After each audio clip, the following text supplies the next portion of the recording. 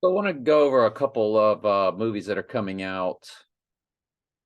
Oppenheimer, we've gone over how that's giving you the predictive programming of the eventual nuclear explosion that they show us in IPEC GOAT. And of course, we know that war is coming as soon as the Antichrist receives that deadly wound. But I want to go over Barbie and the new Exorcist movie. And Exorcist, it's called Believer. Now, for God shall send them a strong delusion that they will believe a lie. All right, I took a little break there.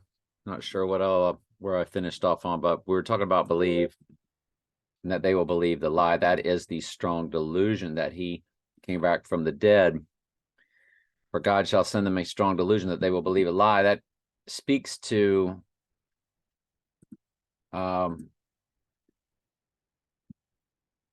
to Zechariah 11:17, which is the deadly wound to the right eye. The idol shepherd. Upon his right eye shall be utterly darkened. And that speaks to the 666 chapter, Revelation 13. Go to that chapter, you go to verse 3. One of his heads as if it were wounded to death. That's to the right eye, and his deadly wound was healed. So they will believe that he has risen from the dead when it's really just a body double switch. First beast whose deadly wound was healed, an image to the beast which had the wound by the sword and did live. And we know in Revelation 17, where it speaks to the body double switch, where it says, it's the seven kings of mystery Babylon, what this chapter is about, but then it refers to an eighth, and then it says the eighth is of the seven, because it's two separate persons involved. That's what the Twin Towers was for. One of the towers had the horn on top, or the giant antenna of the Twin Towers, and then One World Trade Tower had the giant horn on top when it rose back up, or the giant antenna. And it's that the giant antenna is the horn, and it stands for the horn, which is the name of the Antichrist. And the Antichrist, being called the horn, is in Daniel 7:21. And that whole passage of the Antichrist making war with the saints, 7:21, and then wearing out the saints, 7:25, those are the five addresses also of Trump Tower, the same Bible passage in Daniel 7:21 through 7:25, and it's 7:21 through 7:25, Fifth Avenue in New York for Trump Tower. So you go to what I tell you is that the mark of the beast is total human body possession. And they showed us that in the movie Venom, when the entity took over his body. And in this movie, it was very, very, very creepy for me to watch these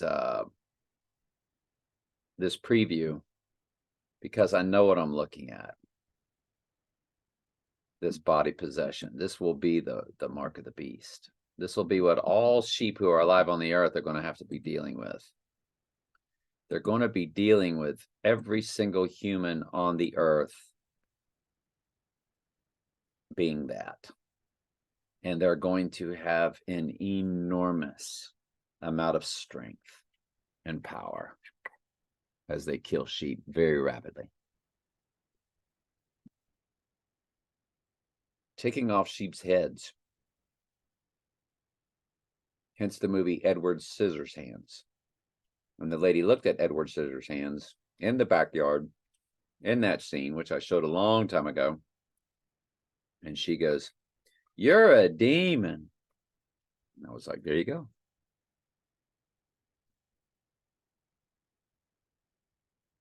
Let's see if I can find that. So there it is there. It was at Telling Truth 2. And golly, 80-minute Darko breakdown video. Unbelievable. Not heaven he's from, she says. Straight from the stinking flames of hell. Straight from the stinking flames of hell. That's what it was. Which, of course, she's saying that's a demonic spirit right there when she looks at Edward Scissorhands, or a human possessed. And you see the scissors, hence lopping off the heads and so on and so forth. And that's what all your superhero movies are about, is when the humans become super. Like in The Exorcist, they will have super human strength. Period. And so you see the upside down cross, and it's on her forehead. And where's the mark of the beast? It's on the forehead. That is a spiritual sealing. That's all that's talking about. Is that it's a spiritual sealing. Because God seals his on their foreheads also. After the Great Tribulation is over with, when he's sealing his church, protecting them from God's wrath.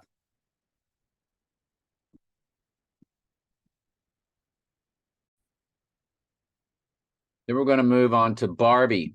And of course, it's representing, Barbie and Ken are representing Adam and Eve in the upside down world, where Eve, or the divine feminine, is the boss. And Adam is just an accessory in Barbie. So man has been reduced to just supporting the divine feminine. As a result, Ken was created after Barbie to essentially function Genesis, and how their relationship is like Adam and Eve, but flipped. Ah. So this is Looper on YouTube. It says small details you missed in Barbie. Of course, we would watch that movie and break it right down, wouldn't we? Of course we would. So this next part here is also showing you the divine feminine in action.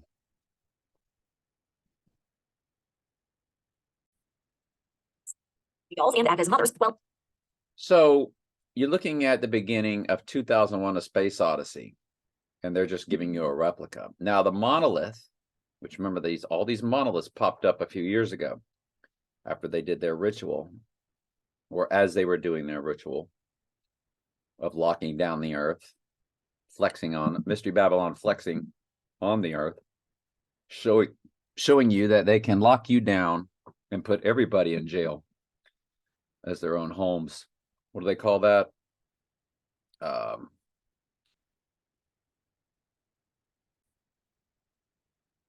Yeah, the earth was under house arrest. here and tell the audience how little girls were always force-fed the baby doll. So they're showing you the replication of the monkey scenes. I'm stopping the video so they don't give me a copyright strike. Until Barbie came on the scene. I don't mind the strike. I just don't want them to shut the video down. So this is how 2001: A Space Odyssey opened, and all the rocks and so forth, and they were all monkeys, and they were showing you the fake evolution. And all that kind of stuff. So there's the monolith. And the monolith, in this case, as it was then in 2001, what it's really doing, just like the Old Testament is the New Testament concealed, and the New Testament is the Old Testament revealed, Barbie is revealing what 2001: A Space Odyssey was, which is all about the divine feminine. That was the monolith. Only inspiration they could have. As a result of seeing Robbie's powerful stance, the little girls smashed their baby dolls and were... So there's the monolith, the divine feminine. And this little section is called Kubrick-inspired opening. So she's going to get to it here. Both against this motherly ideology top for Barbie. The scene might seem slightly off-putting to those who haven't seen the original source material. And just like they throw the bone in the air, in 2001: A Space Odyssey, which turns into the spaceship, and then they take you forward into 2001: A Space Odyssey, into space travel and all that. But the Barbie opening is entirely based on the opening from 2001: A Space. And there's the monkeys, like she said, from 2001: A Space Odyssey. I've sped up the speed. I don't want to get a copyright strike.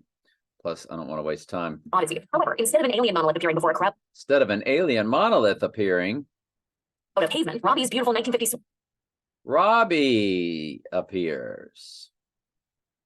That's the monolith, the divine feminine, which I believe.